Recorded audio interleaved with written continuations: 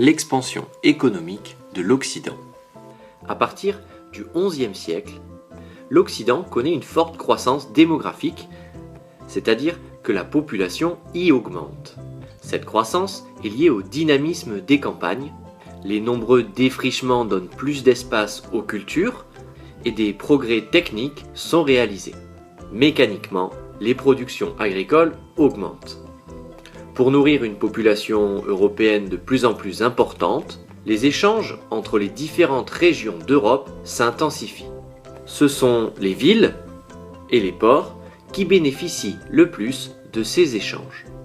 En effet, les grandes villes et grands ports des régions commerciales telles que Bruges en Flandre, Hambourg dans la Hanse, Venise en Italie ou encore Paris avoisinent alors les 100 000 habitants. Là, les marchands y échangent leurs produits dans des foires qui se succèdent toute l'année.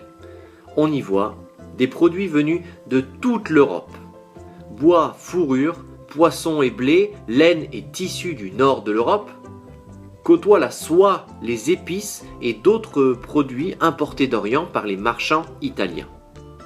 L'Europe connaît alors une véritable expansion commerciale, portée évidemment par les marchands, mais aussi rendue possible grâce à l'existence des premiers banquiers qui développent leurs activités.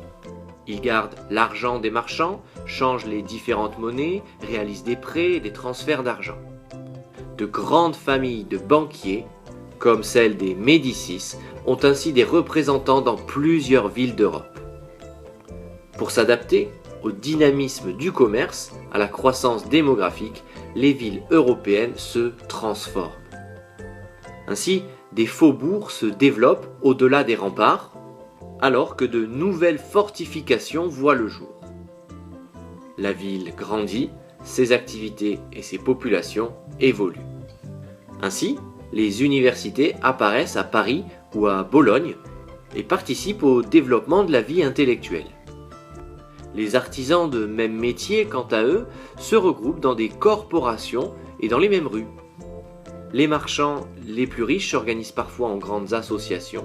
C'est notamment le cas dans la Hanse, en Allemagne du Nord, avec la Ligue hanséatique.